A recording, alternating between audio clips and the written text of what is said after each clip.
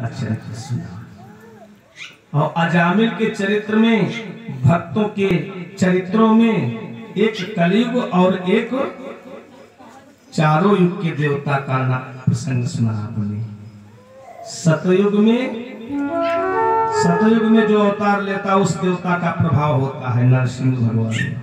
त्रेता में जो देवता अवतार लेता राम जी का प्रभाव होता है। द्वापर में कृष्ण जी का प्रभाव होता है।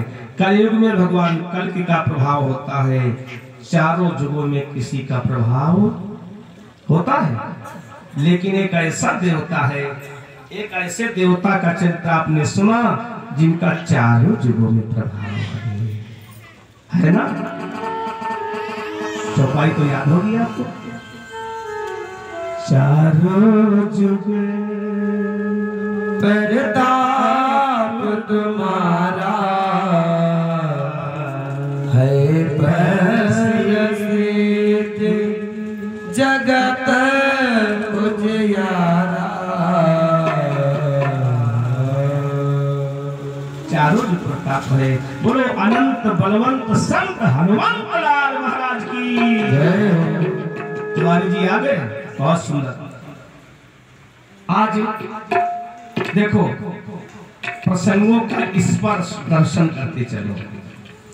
एक प्रसंग अगर पकड़ा जाएगा तो फिर एक में ही इतना आनंद आने लगता है, आगे बढ़ नहीं मिलता है, आगे बढ़ नहीं मिलता है।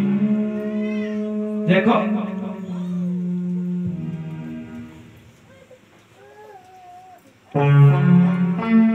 एक दोहा में केवल प्रहलाद जी का चरित्र सुनाने जा रहा हूं। एक दोहा में भागवत में प्रहलाद जी का चरित्र आया है, लेकिन उस दोहा को गोस्वामी जी ने रामायण में लिखा है। रामायण से भागवत को जोड़ो तो रामायण ऐसा कोई भी रामायण का शब्द नहीं है जो किसी शास्त्र से जुड़ा न हो।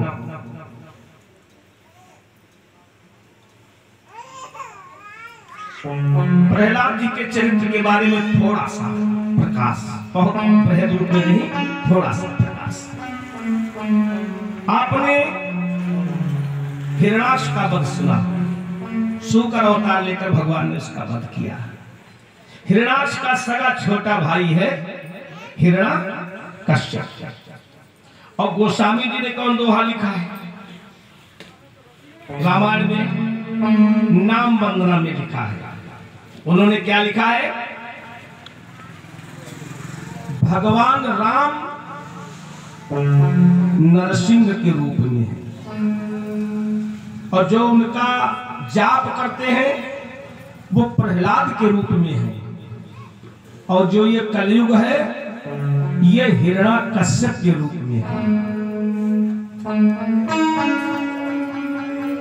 राम नाम नरकेसरी, नरकेसरी माने नरसिंह भगवान। कनक कशिपु कलिकाल, कनक कशिपु माने हिरण्याकश्यप। कनक कशिपु कलिकाल जापक जन प्रहलाद जिमी पाली सुरसा पाली सुरसा। एक दोहा में लिख दिया पूरा प्रहलाद चरित्र, हो गया ना। तो अब इसका थोड़ा सा रूप देख लो, भक्त लोग जानते हैं। देखो तुमको एक बताते हैं, पता नहीं कितने टाइम मस्ती आ जाए। दरोगा जी बैठे थे, हम लोग बैठे थे, भोजन करके बैठे, मस्ती आ गई, प्रभु की कृपा हो गई। कम से कम तीन घंटे भागवत चली होगी, 2.5-3 घंटे कथा हुई। श्रोता दरोगा जी और बात कहिए, 3 घंटे भागवत का सत्संग होगा प्रभु के चरणों में। तो प्रहलाद जो है एक दैत्य परिवार में जन्मते हैं।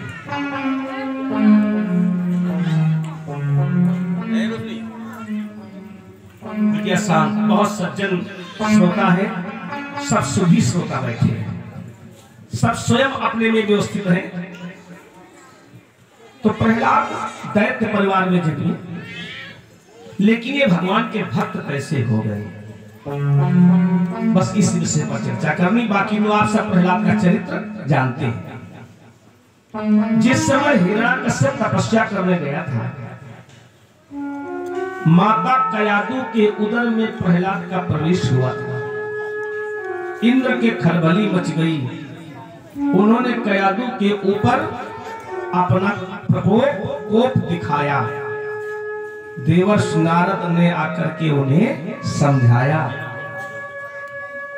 कहा देखो तुम इसका वध न करो, पहले तो गर्भवती है और दूसरी बात है तुम्हें ये शोभा देता नहीं है, तीसरी बात यह है कि इसके गर्भ से जो बालक पैदा होने वाला है वही तुम्हारा सबका रक्षक होगा। कयादु को देवर्षि नारद ने अपने आश्रम में रखा। वहीं पर प्रहलाद का जन्म हुआ और बाल्यकाल का पालन पोषण हुआ। उसके बाद हिरण्याकश्यप तपस्या करके वापस आता है।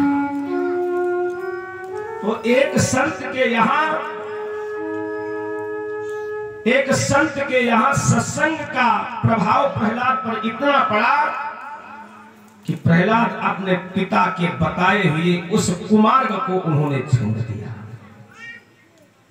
तजिए ताहि कोटि बैरी सम यद्यपि परम स्नेही, जाके प्रिय न राम बैरी।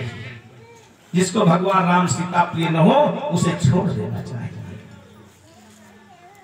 चाहे वो माता हो, चाहे पिता हो, चाहे वो भाई हो। माता को भरत ने छोड़ दिया, भाई को विभीषण ने छोड़ दिया और पिता को प्रहलाद ने छोड़ दिया।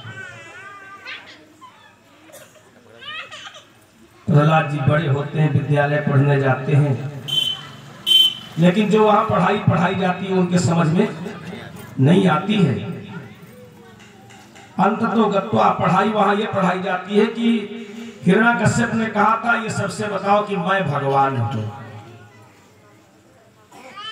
प्रहलाद जी ने कहा ये हमारे समझ में नहीं आता। पिता पुत्र में विवाद हुआ, बहुत विवाद चलता रहा, बहुत समझाया गया, बुझाया गया, लेकिन जो रंग जाता है पर उस पर कोई असर नहीं आता है। चाहे उसको जहर क्यों न पीना पड़े, जहर उसको भले ही पिया दिया जाए, लेकिन वो अपने मार्ग को बदलता नहीं है।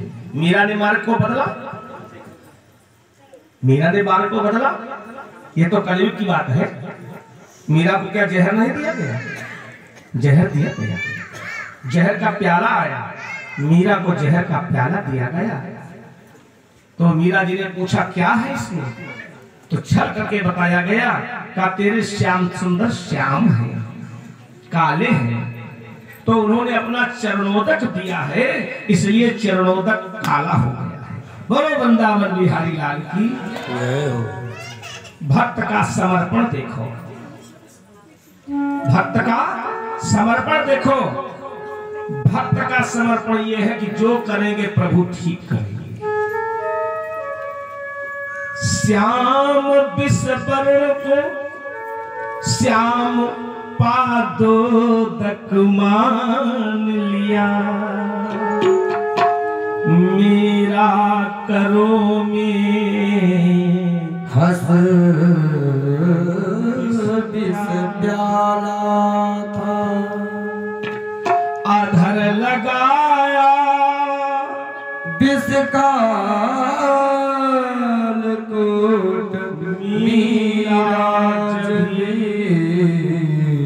गमग ढोला सिंधु, भूमि सिंधु भी उछाला था, मेरा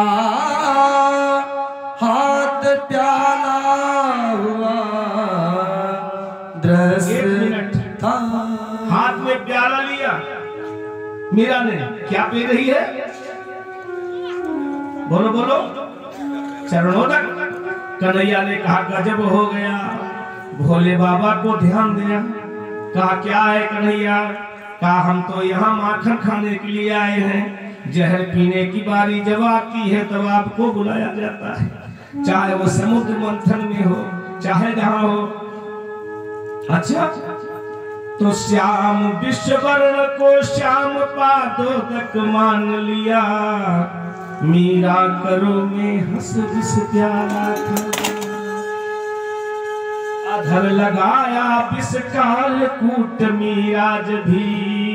जगमग डोली भूमि सिंधु भी उछाला था। मीरा हाथ प्यारा हुआ। कल्पनाथ जी, मीरा हाथ प्यारा हुआ। अरे दृश्य था निराला खड़ा। क्या कि आगे नंद लाला और पीछे पहले वाला था। आगे नंद लाला और पीछे पहले वाला था। आगे नंद लाला और पीछे पहले वाला था। आगे नंद लाला और पीछे पहले वाला था। आगे नंद लाला और पीछे बैल वाला। बोलो भोले शंकर भगवान की जय हो। ऐसे भोले हैं ये भक्तों की रक्षा करने वाले प्रभु। क्या कहीं चले गए? कहीं चले गए?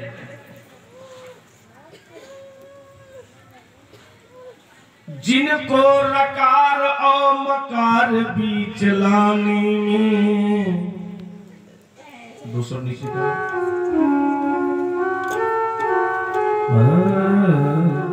जिनको मकार और रकार बीच लाने में।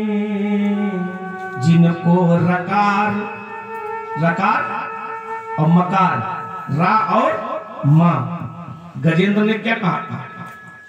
रा क्यों कहता है? जिनको रकार और मकार बीच लाने में। जिनको रकार और मकार बीच लाने में। पहुँचे गजेंद्र आह भागे करतार है। विश्व के व्याप्त है संदेश सब उन्हें। और जिनके कानों में लगे त्रिलोकी के तार हैं। वही है यहाँ पर भी, वही है वहां पर भी। और वही समस्त देखो जीवन दातार है। और करना यदि चाहे तो करना असंभव क्या। और करना ही न चाहे तो बहाने हजार हैं। करना ही न चाहे तो बहाने हजार हैं। हजारों बहाने हैं उनके पास। प्रहलाद ने अपने मार्ग को बदला नहीं। वो देखो किसी सूफी संत ने कहा है कि नमाज हक अदा होगा सरे मैदान में हमदम। नमाज हक अदा होगा सरे मैदान में हमदम। और हकीकत को जरूरत है न मंदिर की न मस्जिद की। हकीकत को जरूरत है न मंदिर की न मस्जिद की। आइए बड़े भाव से प्रहलाद के ऊपर संकट डाले जाते हैं। परीक्षा किसकी होती है? जो विद्यालय जाता है। ये सत्य के पथ पर चल रहे हैं, विद्यालय जा रहे हैं, इसलिए इनकी परीक्षा हो रही है। जहर दिया गया। सांपों की झुंड में इनको छोड़ा गया। इतना ही नहीं, पहाड़ों से गिराया गया, समुद्र में फेंका गया। अरे कई बार तो सारे प्रयास जब निष्फल हो गए तो इनको आग में जलाया गया। बोलो भक्त और भगवान की जय हो। होलिका ने इनको आग में जलाने का पूरा प्रयास किया, किया नहीं किया, लेकिन जला कौन? होलिका जल गई। अब हिरण्यकश्यप से बर्दाश्त नहीं हुआ, उसने वरदान मांग रखा था। उसने वरदान जो मांगा था वो बड़े कठिन वरदान मांगे थे। उसने ब्रह्मा जी से वरदान ये मांगा था, क्या? यदि आप हमको दे सकते हैं तो हमको आप ऐसा वरदान दें कि न हम बाहर, हमको अमर कर दें। तो ब्रह्मा जी ने कहा हम अमर नहीं कर सकते, जो वरदान मांगो इसके अलावा हम सब दे सकते, अमर नहीं कर सकते। तो उसने बुद्धि लगाई, उसने कहा ना हम ऊपर मरे न नीचे मरे, न भीतर मरे न बाहर मरे, न नर से मरे न पशु से मरे, न हथियार से मरे, न किसी औजार से मरे, न दिन में मरे न रात में मरे, न आकाश में मरे न पृथ्वी पर मरे। ब्रह्मा जी ने कहा एवमस्तु। हिरण्यकश्यप ने कहा चूक गए, 4 मुंह के चूक गए हो, कोई समय हमने छोड़ा ही नहीं जो जहां पर मरे हम। और उसने वरदान मांगा सर्वेशम लोकपालानां महिमानं यथात्मनः तपोयोग प्रभावाणां यंशिष्यति कर्हिचित्। पूरे सभी हम मालिक हो जाए। कहा एवं मस्तु, सब कुछ दे दिया, कुछ कसर रखा नहीं रखा। परिणाम क्या हुआ? आज हिरण्यकश्यप ने अपने आप सोच लिया कि अब इस पर किसी का जादू चलने वाला नहीं है, बहुत अच्छा बाजीगर है, लाओ आज इसको हम ही निपटा देते हैं। पुत्र को निपटाने के लिए आज पिता तैयार है, क्योंकि पिता की बताई रास्ता गलत है, पुत्र उस पर जाना चाहता नहीं है। तलवार लेकर के खड़ा हुआ, तुम कहते हो राम राम राम, हर जगह पर राम है, कहाँ राम है? तो प्रहलाद ने एक ही शब्द कहा, रमता है जो रोम रोम में, पिताजी वही राम है। रमता है जो रोम रोम में, कहाँ है? प्रहलाद ने कहा ये स्वार्थ की दुनिया है भाई, यहाँ कोई किसी का नहीं है। कर ले पगले भजन तो प्रभु का जिंदगी का ठिकाना नहीं है। हिरण्यकश्यप तमा गया, अब कहाँ है फिर राम? तो प्रहलाद बोले, हिरण्यकश्यप ने कहा जीवन का जाम समाप्त हुआ, बतला वो धुन का जाम कहाँ? और राम नाम के दीवाने अब बतला तेरा राम कहाँ? अब बतला तेरा राम कहाँ?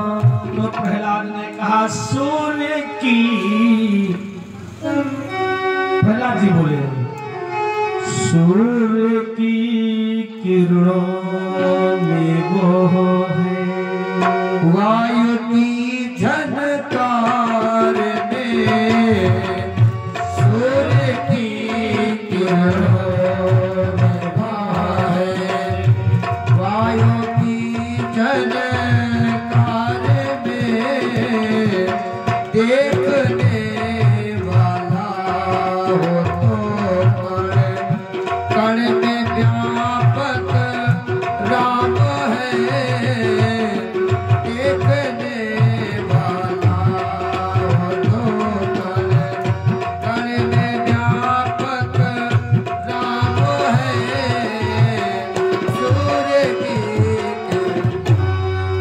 सूर्य की किरणों में वो है, वायु के झनकार में, चल अचर में, फूल फल में है, करो दीवार में।